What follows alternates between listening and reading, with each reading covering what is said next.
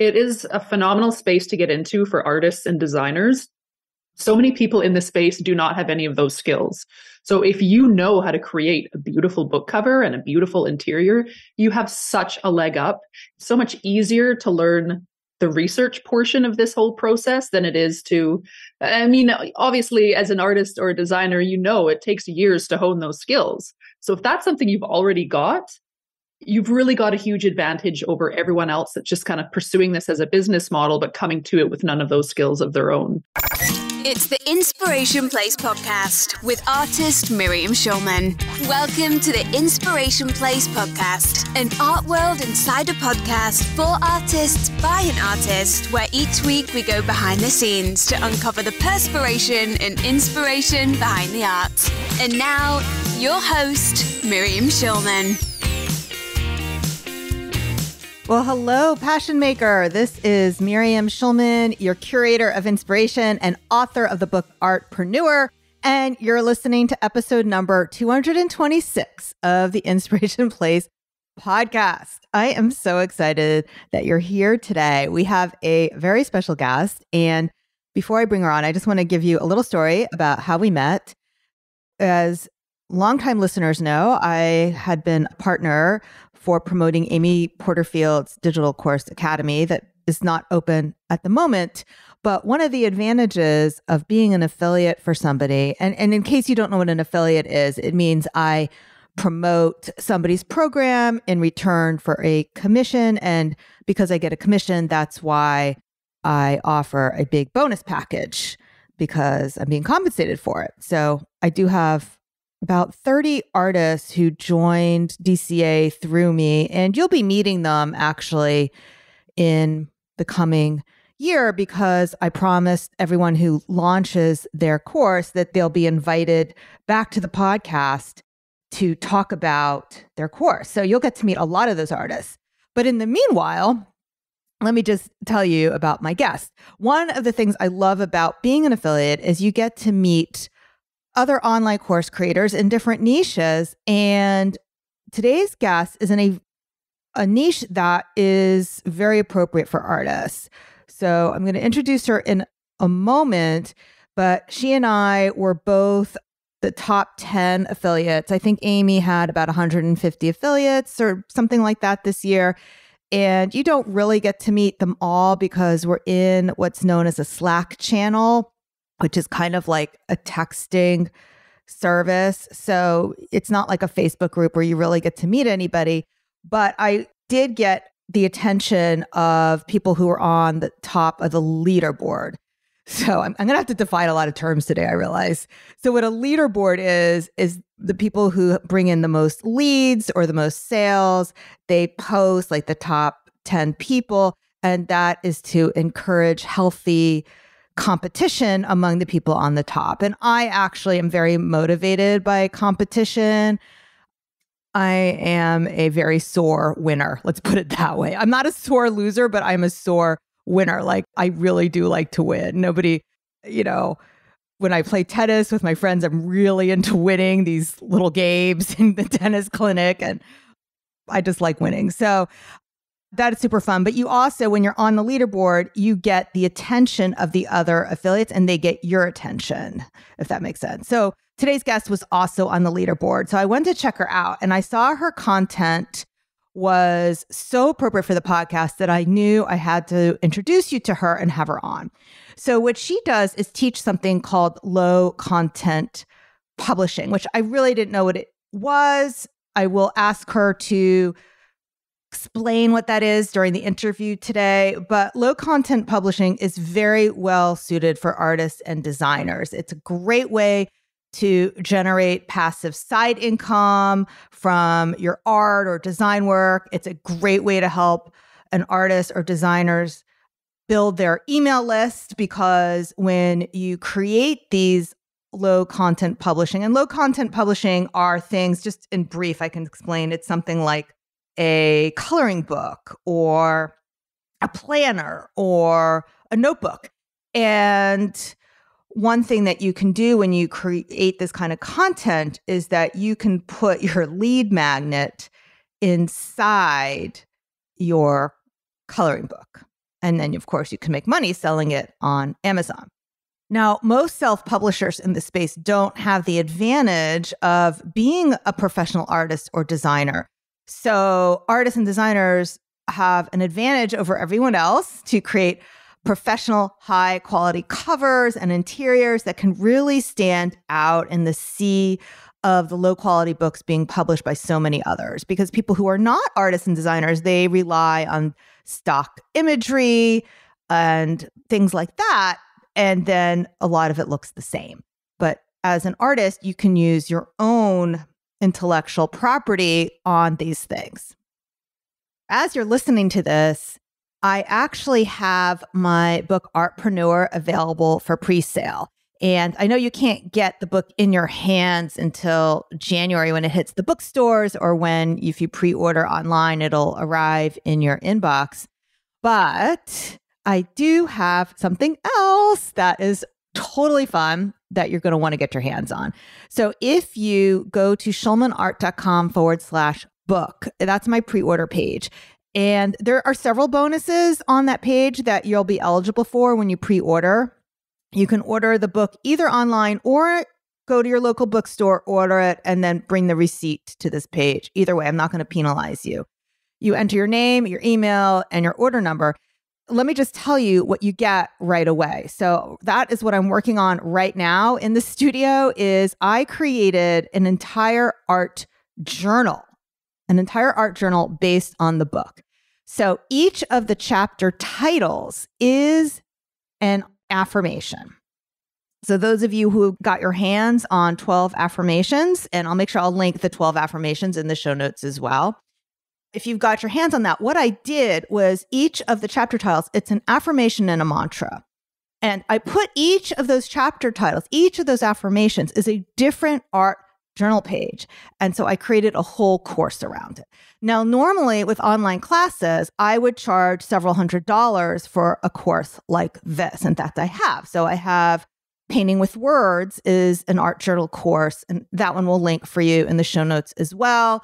That one, I believe we put on sale since I did that one in 2016. It's an awesome course, but you'll see that I referenced 2016 a lot in that art journal.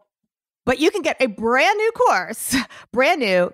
We call it Artpreneur Affirmations, and you get that for free when you buy the book. So, like I said, normally an art journal course is several $100s, but you can get this class for free when you pre-order Artpreneur. And because this book is available in paperback, and we are asking that you purchase the paperback, not the Kindle, not the Audible. When you purchase the paperback is less than $20. So you can get an entire art journal course for free when you buy the book, which is less than $20, which is such a huge deal. And this is the only way you can get this course. You cannot buy the course without buying the book.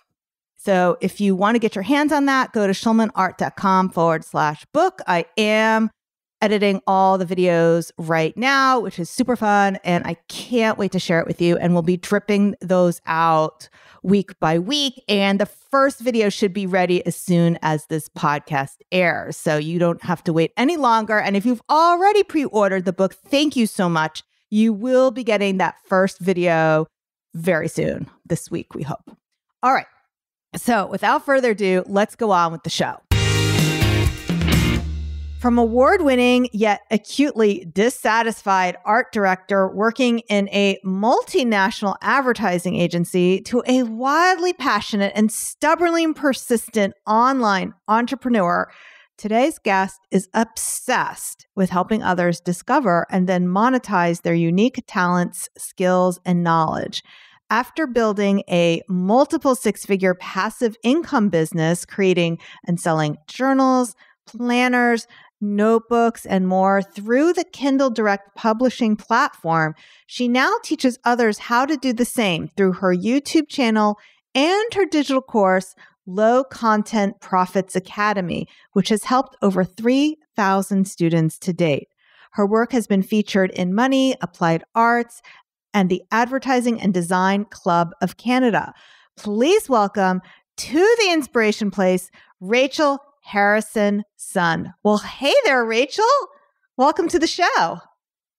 Hi, Miriam. Thanks so much for having me here today. Super excited. What an honor and what an intro. Thank you. You're welcome. So, where in Canada are you? I'm on the West Coast. I'm in a little suburb of Vancouver called Langley. Okay. Well, we have some Vancouver artists who listen to the podcast. So, Yes, lots of artists out here for sure. oh, yeah. Yeah. So, I'm not sure where that is, but they do. So, what's the weather like today? I mean, in New York, it is so muggy. It's pretty cloudy here today. We've had some really amazing weather, and today it kind of turned, but I'm kind of glad. I'm kind of inviting in that cool fall vibe, cardigan weather. I'm liking it. Yeah, the change of clothes and a change of season. And I mean, we're recording this on, I guess it's the fall equinox. Yeah. Is that what is today or yesterday? But when this airs, I forget when we're airing this actually. I have no idea. Sometime in the future. I'm so out of touch with all of that, equinox, all that stuff. I never ever know when any of it's happening. So does that mean today's oh, never mind. I'm getting confused with longest day, shortest day, but that kind of already happened, right? Apparently it's actually a good time to sell is during the fall and spring equinox. So that's something to keep in mind. All I know is they all are either the 21st or the 22nd, 4 times a year. All my woo friends remind me right. Yes. It's a full moon Quite a few of those too. Right. They can stay on top of that and relate to me. Exactly. They can let me know. Oh, it's Mercury in retrograde. It's not my own fault. Yeah. All right. So I'm so excited to talk to you. I saw what you were up to on your YouTube channel and so many questions. Are you ready to get started? Fire away. Okay. So first of all, I don't know what low content means. What do you mean by low content? What does that mean?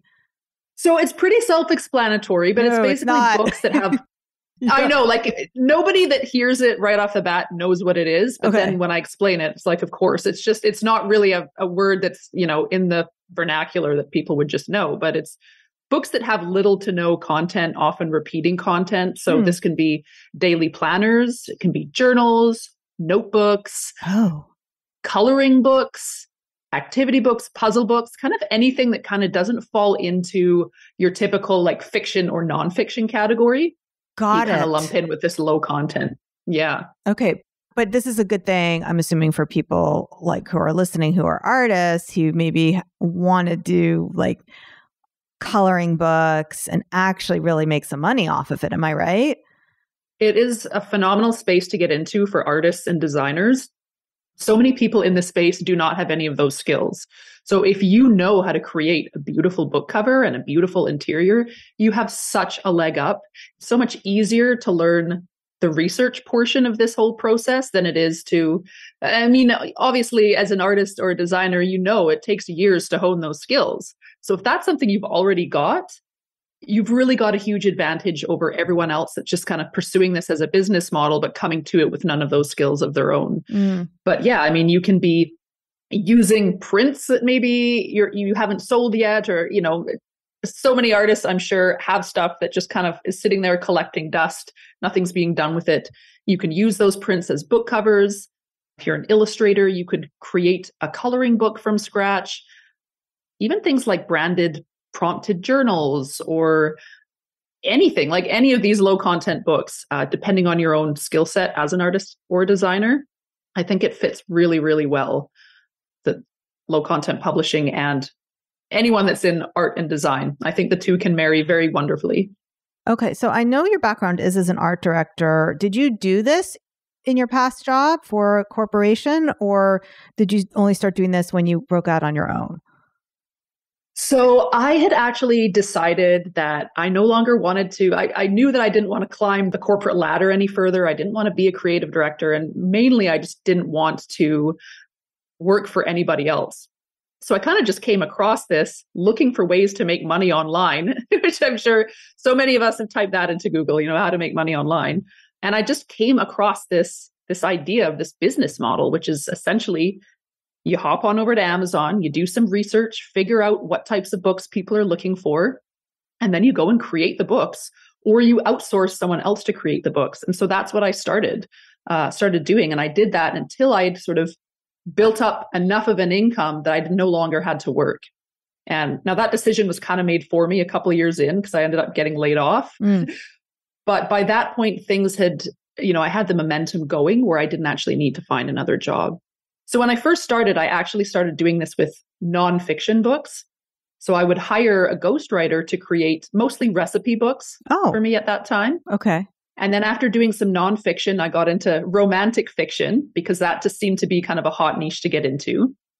And then I had a little bit more success there. But then when I started hearing about this low content thing, lights really started to go off because now I can use my art and design background. I no longer have to outsource and pay ghostwriters to create this content for me.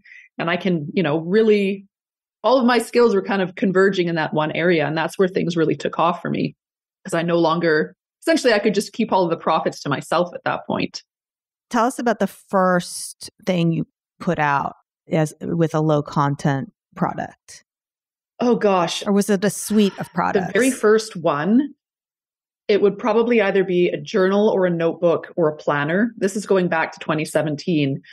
And I was producing quite a few at a time. Oh, okay. So you were just like putting a lot of things out. And then what took off for you then first that where you were like, oh, this is really a thing?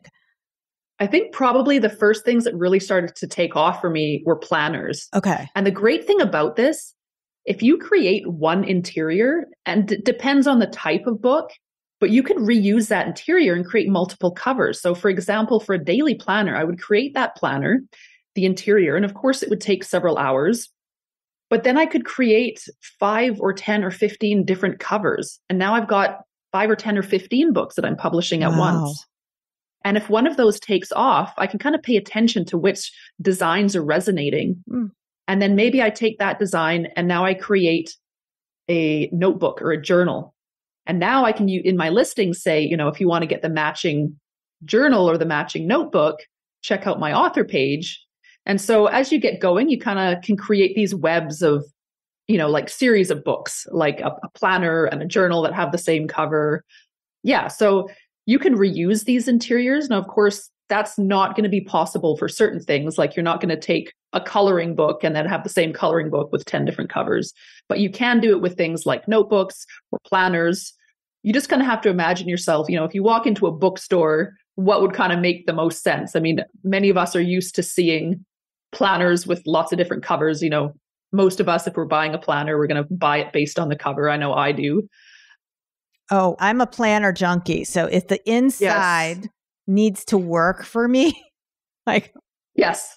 Sometimes I'll experiment in the beginning of the year and then I'll have to abandon one. Oh, that one is pretty, but it really doesn't work in terms of the layout. Do you know what I'm talking about? Oh, planner junkies do. I mean, but there's so much room for experimentation here. And it's all about testing and just seeing what works. And obviously you'll know what works because the sales will either come in or they won't. And, you can kind of iterate along the way and make adjustments as necessary. So, I've got, 6x9 planners, but you can do the same planner in an 8.5x11 or an 8x10. You can do 18-month planners. I've got 5-year planners, weekly planners. So you can just kind of experiment and kind of see what's resonating and just iterate and experiment as you go. Now, with your students, what is the most popular thing that they produce? By popular, I mean, I don't mean what is the most successful. I meant, what do most people want to do? That's what I meant. Most people will start out just with maybe a journal or a notebook. Now, you're not going to get many sales because that really is the easiest book to create. So hoping to gain traction in that market, I mean, there's a bazillion plus a bazillion already out there. But a lot of people will start with that because they're completely new to the idea of self-publishing. They maybe don't have an art and design background. They're kind of just dipping their toes in to prove to themselves. For a lot of people, it's a big deal to self-publish a book. This is maybe something they've been thinking about for years, and they've made it up to be this massive undertaking in their head, right? So a lot of people just want to start small, and that's great. I don't think you can kind of expect to get a ton of sales from those. It's just about learning the process. And then once you've done that, I encourage people to swiftly move on to a planner or a guided journal or something that you can really have an opportunity to differentiate yourself offer something unique, obviously try and offer more value than what's already out there. So a lot of these books down the line end up becoming a little bit more medium content, if you will, because at this point there are a lot of people out there doing this. So we're all looking for ways to make our books stand out and offer as much value as possible. Okay, so now I have to ask you the burning question, and that is, so you do this for yourself to make money, and you're also teaching it. Are you worried about the competition that you're creating, your own competitors? Well, so a couple things there. The first, that's why I don't share my pen names. Unfortunately, it is easy for people, it's not like a novel where they're not going to go out and rip off a whole novel, but it's a lot easier to rip off a daily planner. And I did have quite a bit of trouble with that, especially a couple of years back. I did run into a number of copyright issues, and I did have to hire a lawyer at one point. So at this point, especially now that I have a following and I'm teaching, I keep my pen names to myself. The other thing, though, is I now spend most of my time teaching other people how to do this. So I'm not doing a whole lot of publishing myself anymore. So most of my focus is on my students. It's on creating content for my YouTube channel. And I'm also working on another course that's, on a slightly different topic. So I don't really worry about that the way that I used to. But it is a concern for sure. Okay, so I want to hear some success stories from your students. So I've definitely got a few of them making full-time incomes. And when I mean full-time, like one of them, and you can see this interview I did on my channel with a woman named Janice. She's over in the UK and she's making a healthy 6-figure profit off of this. Lovely woman. It's really just changed her life. She's got, I think, 2 college-age children. So she can actually help to, foot some of that bill. And, she's just not worried about some of the things that she used to be worried about. And she can have fun. I think she's retired or semi-retired. So, this is just a fun way for her to be making money at this point. And it's just rolling in the door each month. And what kind of products did she put out? So she does a lot of, I think, activity style books aimed more towards children. Okay. I think. Like now, Highlights again, magazine, this is something right? where a lot of people that are experiencing success, they're not blasting out their pen names because they're trying to protect all of the research and time and energy that they put into this. But this is like Highlights magazine or Ranger Rick, all those things we grew up with that have activities. Is that what the kind of thing she's putting out? I think like coloring books, like maybe an Easter activity book. So seasonality is something that people really like to piggyback off of and can be really successful. So Christmas Q4 for anyone doing low content publishing, it's just a gong show, right? Because everyone's buying gifts, and then it goes well into the new year as well, because now people have all their gift cards for Amazon. But yeah, things like Easter, Halloween, those are usually good times to put out things like children's activity books. Back to school, that's a good time to put out things like composition notebooks and journals and things like back to school supply type stuff. So I have another student named Stacy. She's earning about $5,000 a month now. She does a lot of things like prayer journals. I know she's had some success with that. And I think she's done a lot of experimentation, I think, as well with planners, journals. But I think prayer journals is where she's had kind of the most success. So it's interesting because everyone kind of ends up experiencing success in their own way. For me, I was very successful with planners. So it just kind of depends. You kind of have to experiment a lot in the beginning, and then wherever you're experiencing success, you kind of need to double down in that area. So for me, it was planners. For Stacy, I think it was prayer books. For Janice, I think it was activity books. Another one of my students, she does a lot of activity books as well, and she's had quite a bit of success. So very exciting. I just love hearing about all of their success stories. I love that. Okay. And I know you have a free resource for people to get started. Tell us about what that is. Yeah. So it's called the 3 Steps to Publishing Your First Low Content Book in Less Than a Day. And that is just going to give you an overview of the entire process that I use. So that includes sort of the high level points about how to generate ideas, how to validate your ideas so that, you don't want to just create a book, throw it out there and hope for the best.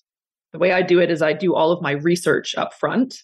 so that I've got a pretty good idea that I might be able to have a snowball's chance in hell once it goes out there and is up against all its competitors. And it teaches you how to create the book and then how to go through the publishing stage. So it's just kind of a nice start to finish resource of just how to get going on that first book. So yeah, I invite you all listeners to go ahead and download that if this is something that you're interested in taking a closer look at. Yeah, I already downloaded it and it's very juicy. I was like, oh, look at this. This is so good. All right. So we'll make sure to include a link to that in the show notes. And the show notes are, this is episode 226. So schulmanart.com/226.